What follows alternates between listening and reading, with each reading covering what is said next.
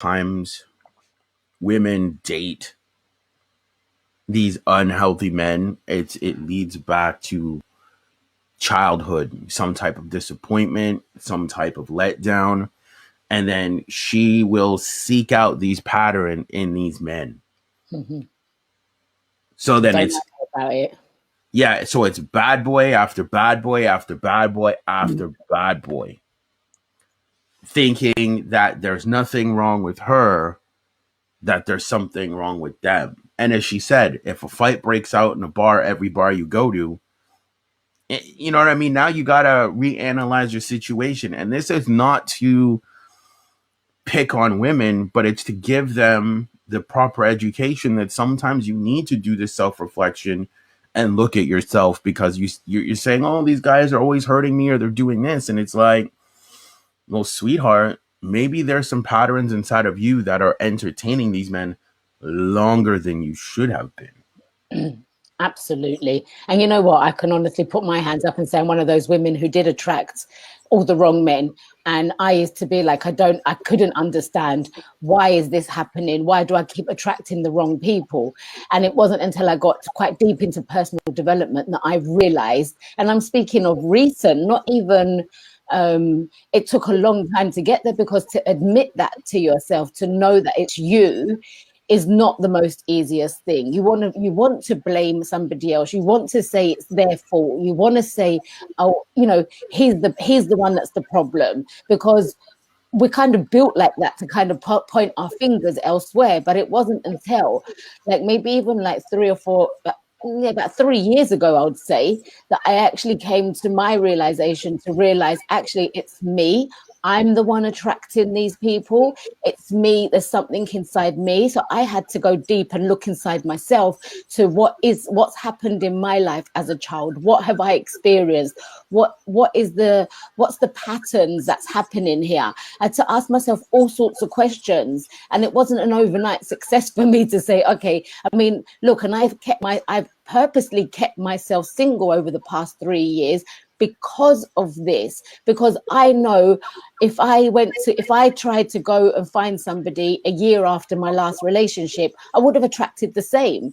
I know I would have done, because I hadn't had that full clearance in myself. I hadn't released all this deep anger or resentment that I didn't even know was there, subconsciously was in me. Um so I've kept myself single, and even though I've met people, I said no, I'm not interested until I feel I'm completely clear of this, which I feel now that I'm at another level, and I've understood so much more about myself, and actually obviously being involved with love and relationship podcasts and studying and learning, it takes me even more to a next level. So I know now, if I was to walk out my door today and I was to meet somebody, I would give it every chance, because I feel that I'm ready for that. But so many of us don't actually do that. We don't want to admit to ourselves, but it is time to really take that self-responsibility and think to yourself, well, if this is what's been happening over this number of years, and they've all been the same type of person, and you've ended up having these relationships where there's arguments continuously, or maybe even abuse, mental abuse, physical abuse, whatever it's been, and that hasn't been right, even if it hasn't been at that level, but it just hasn't, you just know it hasn't resonated, then you must do that personal development in yourself. You must learn about you and why, because otherwise we all want to have and experience the best relationship we want to experience in this lifetime. I know I want to experience that in my lifetime, the best of the best. So what's the only thing I can do to experience the best of the best is look inside myself to find the answers, and then implement what I've learned and move forward with that. I agree with that. You see, she said something that was really interesting also. And again, maybe this is something you could chime in on. She said that not like, okay, so the most happiest marriages when they started, like not the marriages, but like when they first started dating, the spark wasn't there. Mm-hmm. So as she says, in a lot of relationships, we're fed this live, like it has to be sparks and fireworks at the beginning. A lot of times it's not.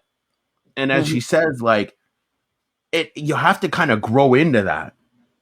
So, you know, the whole like having burning desire for somebody, like, yeah, you should at least be attracted to them. Like, you, like, we're not just telling you to just say yes to every good guy, but at least be able to feel him out and say, how does he make me feel? Is he reciprocative? Does he show up for me?